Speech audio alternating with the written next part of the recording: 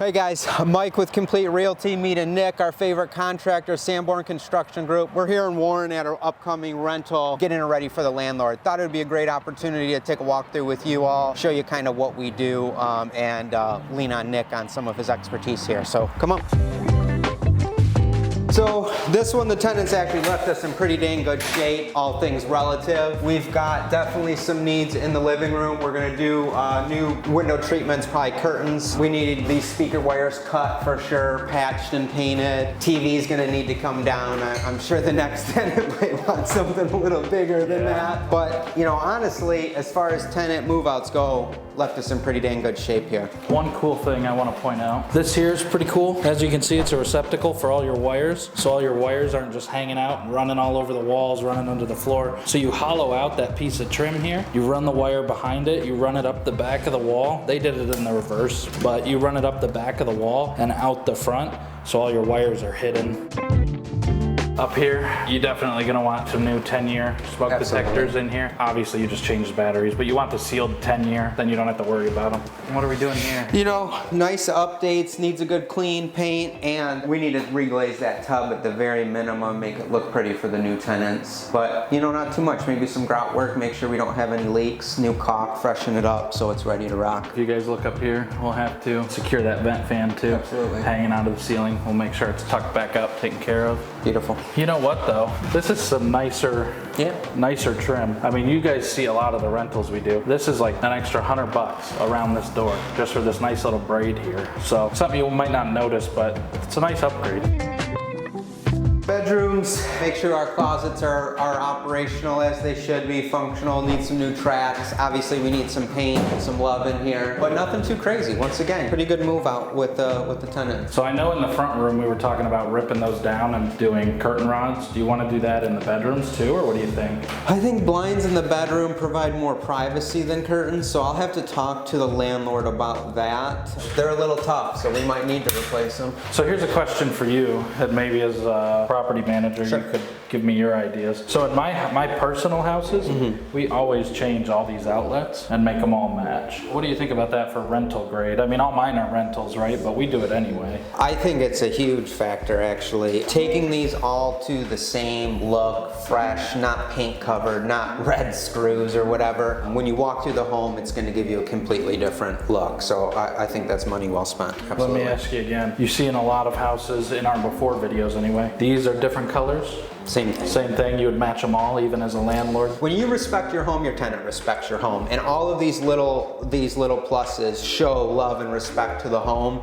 And we want to market a product that targets a certain customer. And quite frankly, if all of those are looking really good, you're going to get the best tenant available for your property. Which is obviously what you want. That's what you want as a landlord. Yep. I believe we've got, what, 3 bedrooms here? Correct. Same stuff, you know, it looks like minor patch, prep, paint, clean up the vent covers down here. One of the things I'll talk to the landlord about too, if we are going to do blinds, some of the things I've done on my own rentals are go with those faux wood. Oh, I love them. I do it. Lasts so much longer than your crappy aluminum And that just one cat scratch and it's dead. So those faux wood might be what we want to go. He's definitely going to want to do blinds here because as you can see, they flipped them, they busted them all. Again, like he said, these are about the cheapest option you can go with. Oh, well, there we go. This is a nice brick ranch, nice area. You definitely want to spend a couple extra bucks to put good blinds in here, like he said. You can see here, I don't know if you can pick up the difference on camera. You look at this door, it's a much brighter white. You look at this door, it's more like a beigey, browny, yellowy. So definitely going to want to paint the doors in here. They're scuffed up and stuff too, but this one doesn't look like it ever even got painted, so you definitely want to do that. Another telltale sign I was just talking with Mike about, these here. I'm sure you guys have seen them. You hang them on the back of a door. You can see they had them hanging here. And it's like a coat hanger or a towel hanger or whatever. And over time, as it closes and opens the door, it pushes down on the door, which misaligns the handle. So I already checked this, but you'll see that door works perfectly. But This is a telltale sign that you want to check the door to see if it functions properly.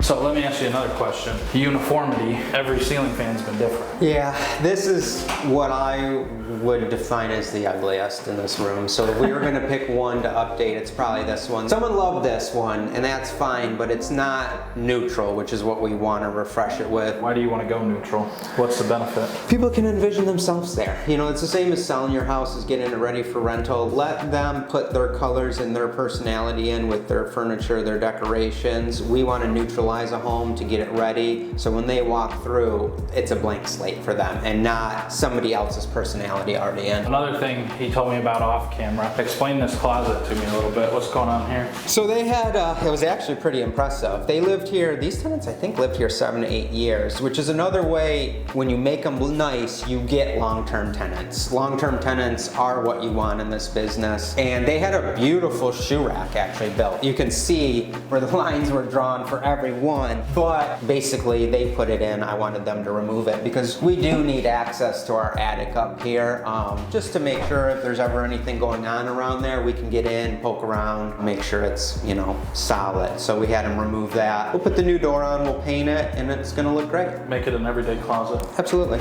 Honestly, the kitchen actually looks Kitchen's great. one of the best rooms in the house right now. We need appliances. We have a great appliance vendor that we'll talk to and see if we can get them out here. This kitchen was updated while the tenants were in, and I mean, as you can see, it's still quite nice. So we don't have a ton to do here. No, the kitchen looks great. Now, one thing you hit on in the other room, you want long-term tenants. Why is it you want long-term tenants? Tell us about what turnover does to your profit. Yeah, your ROI just crashes, right? So we charge you for placement. Nick's gonna charge you for all the stuff we're talking about in here. 100%. Every time we turn a tenant, there's items. It's just the bottom line. When we make it solid and beautiful at the start, and then we attract that right tenant, we minimize our maintenance costs. If we're fair market rent, we incentivize them to stay until they're ready to buy or whatever their life plan takes them. You absolutely want long-term tenants. Turns are your biggest expense. Yeah. And it's loss of time. It's gonna take me some time to get this. You gotta get your work done, then I gotta get the photographer out here, I gotta find that right tenant, and then a real good tenant is normally looking a month out, not urgently in a need, right? So, you know, there's a 2-month kind of cost there regardless. You only get 12 months out of the year to rent in this business, so every one counts. It's a huge chunk of your percentage revenue every month you miss. Yeah, so you can consider it this way. If you've got 2 months of downtime, that's almost 20% of missed opportunity on rent, because Absolutely. you know, 2 months out of 12 months, that's almost 20%, or what? That's almost 20%, 18%, Yeah. something like that, of your rent, plus repairs, plus, like you said, placement fees.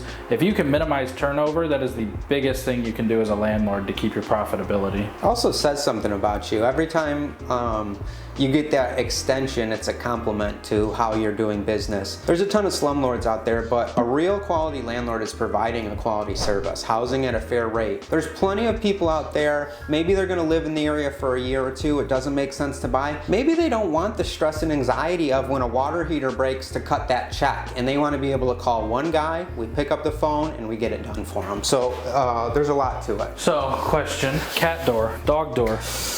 Yeah. New door, obviously. We need to, you know, like I said, they lived here a long time, so they customize stuff a little bit to themselves. I know in my personal ones, we don't even put a door here. Do you want to put a door back?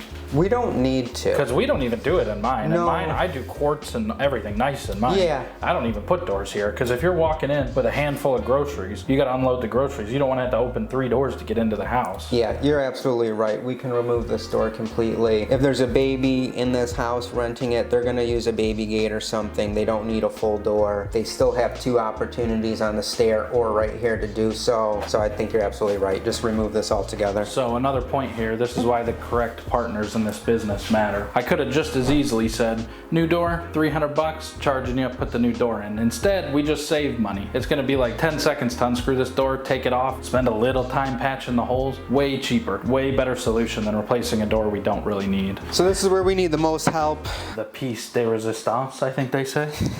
the favorite. I'll let him explain. This is actually a wonderful feature of this house. A lot of these Warren Ranches do have the half bath, but this one might be original from when the home was built, looking at the design of it. So we're gonna basically rip everything out of here and start from scratch and make it look beautiful. What's your favorite feature of that bath? Oh, for sure, the mirrored tile. You know, that's almost irreplaceable at this point. So there you It's go. definitely hard to find. Yeah, absolutely. But honestly, this was like a really nice half bath when it was done. So I always like get a kick out of seeing how trends change and stuff. But someone loved this bathroom. Oh yeah, back in the day, this would have For been sure. a top of the line renovation. Absolutely. This here, peeling, chipping paint, you can't have that. That's gonna be a problem with your rental inspection. And like he said, no quality tenant's gonna wanna move in with a ripped up door. So take the time, take the money, paint this stuff, make it look nice. Same thing on the stairway. There's no handrail here. Rental compliance, you're definitely gonna want a handrail. So we'll obviously install a handrail here. And as you can see coming down these steps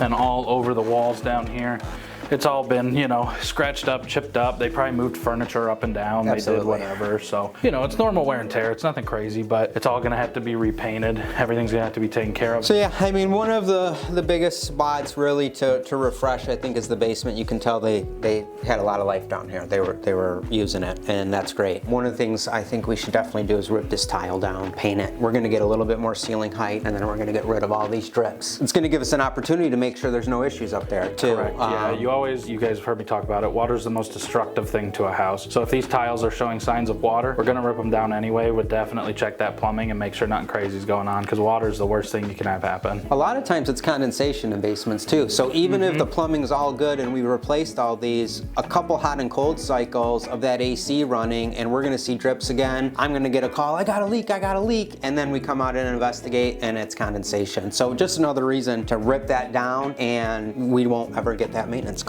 Yeah, so basically what he's talking about is the ductwork and stuff is condensating, the pipes are condensating because cold air is trapped up there through the AC, then it gets warm, it's all condensation, eventually it builds up, starts dripping off the plumbing, the ductwork, whatever's up there. So it's not an active water leak, but it's just condensation coming down, making it look like a leak. So when you open this up, there's nothing trapping that condensation in there because this is essentially just a trap. So it's preventing the trapping and you won't have all these spotting. So let me ask you, finishing a basement in a rental, yes, no, market dependent? Buy it finished, probably. I don't know if you're gonna make your money, like to finish this, if this was a scratch wall and stuff and frame it all out and drywall it, there's gonna be some expense there. I mean, you can talk more about the pricing on that. And in our world with rentals, it's ROI. What's my spend? What's my increase in rent? Divide it. What's my percentage return on that? I would doubt that you're gonna be able to increase the rent too much. Now, finding an opportunity with a finished basement and buying it, there's where you're gonna make your money. I actually talked to my buyers about this. It can be stressful buying a finished basement because we can't see foundation walls as well. But at the end of the day, when you finish a basement, you're almost never gonna get $1 cost value on resale value. So if you can find a great finished basement, it can be a big win. To explain that 1-to-1, he's saying if you spend 10 grand to frame, panel, paint, floor, ceiling tiles, you're not gonna get 10 grand out on the resale. You might spend $10,000, you might get $5,000 in value. Puts you $5,000 upside down, doesn't make a ton of sense. You were saying you point your buyers, if they can, to a finished basement. Absolutely. Now, there's levels to that too. Do you want a 70s finished basement? Probably not, because then I got a cost of ripping it out. I would actually rather have a blank slate than an old basement to rip out for the reasons we talked about, where you can actually see those foundation walls too, because that is a big thing in buying a home. You want to make sure the foundation's sound. And this is where having the right partners in this business comes in.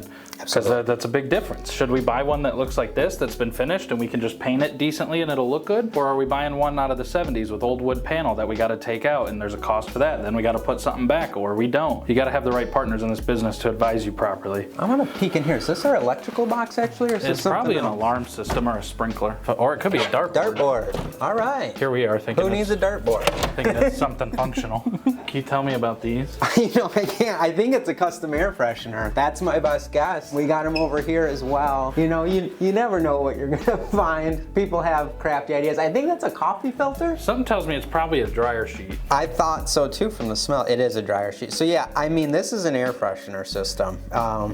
Very custom. So Yeah, that's expensive. yeah. So yeah, you never know what you're gonna find. So, reason that's in there? Probably because it smells a little musty. Why does it smell a little musty? Probably because the ceiling is trapping water. So again, probably not a leak, probably condensation, but there's another telltale sign. They're trying to cover up a smell for some reason. What is that reason? The most obvious? Probably water. They also did have 3 dogs in this house. Well, so and 3 dogs stink too. furnace filters are a must with that. Give us some smell, Connor. Utility room, cool part about it, we got gas and electric. I love that as a property manager. You mean the option for either? Correct. We have hookups for either a electric or gas dryer. Just makes it easy when shopping, and tenant now can pick their preference. Or if they already have a set, Either one either works. set will work. Absolutely. So you're talking about the panels nice and clean. Run me through that green sticker. That just shows you it's permitted. Someone did it right? We got a permit year of 2013. I don't know off the top of my head, but probably when it was acquired, they took care of the electrical. I bet it was an old fuse panel. That's super common in these homes in the time period they were built. But even better, instead of just doing 100 or 150, they went a whole 200 amps. You shouldn't have to add electrical to this house ever, really. Yeah, really. But no, like he said, that's a great update. We see them in the Detroit houses all the time, bus fuses we call them. But this is the updated version. So not only did they update it, but like he said, they did it right. They got it permitted. So it wasn't just, you know, somebody's uncle in here doing it. It was somebody with a license who was inspected, who was verified, who's insured, taking care of it the proper way. So we like to see that. Got some, you know, junk removal. You know, some of this stuff we could probably even just reposition, and as a storage room, tool room, could be quite useful. And then let the new tenant decide, do you want us to clear this out actually, or is this, I mean, this is actually a pretty useful I was gonna say, workbench. honestly, I would take this. I would keep if you it in guys my aren't basement. interested in Yeah. it. I'd throw it in the garage at the shop, and the maintenance team would love this fucking thing. It's useful storage. It's got power. Yeah, they would love this thing. Water heater's clearly tired. It works. But you can see we've had a leak at least repaired at one point. Yeah, correct. Maybe active because it is water here. So this is definitely something we'll investigate. Same thing here. If this is gonna break in month 3 of our tenant, let's not piss them off and have them with no hot water in emergency repair. Let's have a scheduled maintenance repair. We're gonna save money and time and keep our tenant way happier. Yeah, I was gonna say, and headache. Absolutely. I mean, the tenant comes home from a long day of work. You wanna come home, you wanna take a shower, you wanna go to bed. Tenant comes home, all of a sudden there's no hot water. They come down here, there's a little pool of water under the thing. Now they can't take a shower. It's 8 at night. They're pissed. They're calling you saying, my water's not working. I need someone out here immediately, blah, blah, blah. Why waste the time, the effort, the headache? It's gonna cost, you know, way more to get someone, even to get us out here after hours on Absolutely. an emergency repair costs way more. Whereas like you said, if you schedule it, oh, we can come out Tuesday, we'll replace it Tuesday, haul off the old one, whatever. Way easier, way less headache, way less money. Or even worse, it could not be a small puddle. It could be a It could completely be a flooded big puddle, basement. yeah. You This know, whole thing could depending blow. on where it went, and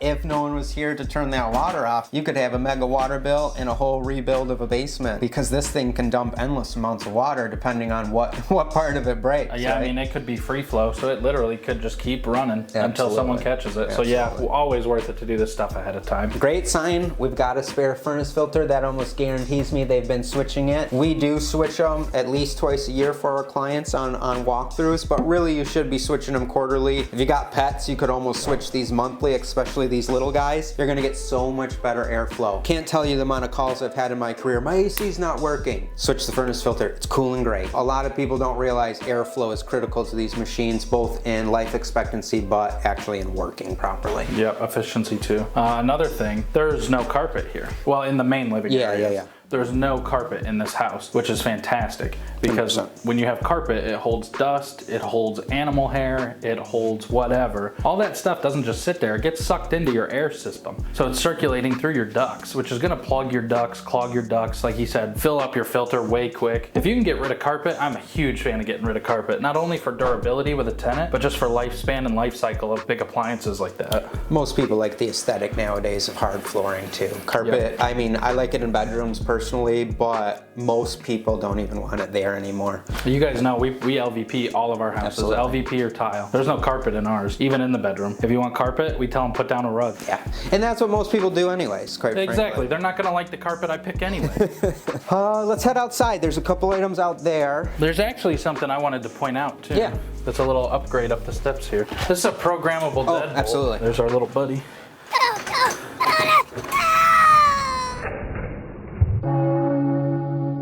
This is a programmable deadbolt, which is huge. So you can set a code for the maintenance man, for the tenant, for whoever, whatever you want, you can program this. So not everyone has to have a key all the time, which is good because number one, you don't know who's gonna make copies of that key. Number two, you don't know who's gonna lose that key, where it's gonna go. You can reprogram this forever, infinitely. So that's a big upgrade. We've got half a door here. So I'm sure we'll address that. Yeah, I mean, storm doors are like the bane of existence to landlords. You know, they're a chronic maintenance item, but they are actually a great feature on a home on spring and fall where you can get some airflow without running that AC. Some cities require them. Some cities will not let you not have it. Other cities don't care. We'll probably replace this so it's a nice start for our tenant. This gate needs repair, replace. It's on its last leg. You know, that almost looks like a big wheel tire from like a trike. It might be. We're barely connected over here. It might be easier to rip that out and just do new cyclone gate here or something. We'll have to discuss that, but we need this rectified, of course. So it's up to you, but I'll tell you, we could easily put this back in top shape. Okay. One of the things we'll definitely want to make sure as we're turning this property is we run that AC, make sure it's working good. It is older. Same thing, maybe less critical as that hot water. If the AC goes out, it's not like, you know, hygiene emergency, but at the end of the day, we don't want, who you are. Yeah, we don't want to go into June, July, have that thing break. Another reason is that's peak season for AC installers. So you're in line once you're there. So we'll want to make sure we check that out as we're turning Well, and this that's property. a great point, right? Is wait time, turn time, stuff like that. We have a large labor force, but we still get scheduled out. But there's always the option, well, if you pay me an extra $1,000, I'll show up tomorrow. You know what I mean? You can jump that line, but again, it's like, okay, now you want an emergency repair, you want it the next day, you're gonna pay for that. Nobody is just gonna drop whatever client they have on the book that day unless you make it worth their while. And if they do, you don't want to work with them because those guys are out there, but that is not who you want to work with. And they'll say, $1,000 cash, I could be out there tomorrow. The other thing about that is I always call it I dare you pricing. Contractors get busy, and if you really want it, they dare you to take that bill and they'll get the work done, but they're going to dare you to pay that much and for exactly, emergency like that, you're gonna pay for it. Grass facade on this siding. I was gonna say, you clearly need a power wash. We're not gonna spend a ton of time or energy in here. It needs a good clean, swept out so it's a fresh start. We've got a little junk left. You know, sometimes tenants have trouble throwing out everything. Maybe they thought it was useful, maybe they were scared to throw it in the trash, but we'll get rid of it so that tenant has a clean start. Doesn't have to worry about someone else's junk that was left behind. Fair enough. Let me ask you, suburbs like this, in Detroit, we tear down garages. If it costs more than $1,000 to fix it, we tear it down because we don't see the return on the rents. We don't see the return on the house price. If it's cost more than $1,000, it's just cheaper to, not cheaper, but it's more cost effective to just tear it down. Yeah. What do you think out here in the suburbs? Is this a rent ad? Is this a value ad? There's a scale. I would say $1,000, you're gonna wanna probably spend more than $1,000 before you rip it out in the suburbs. Why that's a great question is if I priced this home with or without the garage for rent, I probably wouldn't market it that much different. Maybe $50. But do I find a tenant faster? Is there more people looking at the house because it has a garage? Absolutely. Do I maybe get a longer term tenant now because they've got storage space or maybe they love their car or whatever that reason is? So I would try to save the garage, but we do have landlords, especially in other markets, that have ripped down garages that we're gonna need some love, and they ripped it down, slab was in a good spot, they put a shed there in that case because it was a slab home. We need some storage. But this one, I mean, this one is definitely solid enough. The worst part is the floor. Oh no, it's this cracked is a great up, garage. but yeah, this one we're not going to spend a salvageable. ton on. Oh, I wouldn't spend anything other than cleaning it. Yeah. But no, this is a good one. I always prefer to have a fenced-in yard if I can buy it that way. In my opinion, it increases my tenant pool 100%. Yeah. With that, there's a couple caveats, right? Is your tenant going to allow pets? Because that's why they want the fenced-in yard 100%. half the time. In my world, once again, this is when we're a landlord, it's an ROI business, it's a cash flow business. If I can earn more money because I have a pet here, I'm paying for that risk of damage, right? I recommend pet fees or pet rent for my landlords, and I do recommend allowing them. I've seen tenants without pets trash places, tenants with pets trash places. The pet is not the key component here. It is the humans. Yeah. And more, like, pets are your family. Like, I'm not moving somewhere without my dog, so there you go. Roof looks good. Roof is in great shape. Chimney cap. Usually we get them without chimney caps. So that was a quick walkthrough of one of your guys' rentals you got here in Warren. Yeah. 3-bedroom. We're gonna do some work to it, make it look nice, make it good for a tenant. What do you think something like this is gonna rent for? When's it gonna be ready? How long do you think till it's ready? Well, of course the landlord wants it tomorrow, so ASAP really is what we say there. You know, this unit might run up to 1,800, 1,850. I haven't ran comps, but we have some in the area, easy 16s without that half bath. And to a family, that extra toilet is worth its weight in gold. Oh yeah. So we'll comp it out probably that $1,700 to $1,800 mark. Once again, we talk philosophy on and strategy a lot. Same thing there. I don't want to be tip-top rent. I want to be a little bit under market because I want to incentivize them to stay here, not incentivize them to be looking every month for more affordable housing. We want to provide quality housing at a fair market rate, and that's where we make the most money as a landlord, quite frankly. Makes sense. Cool. Have a great day.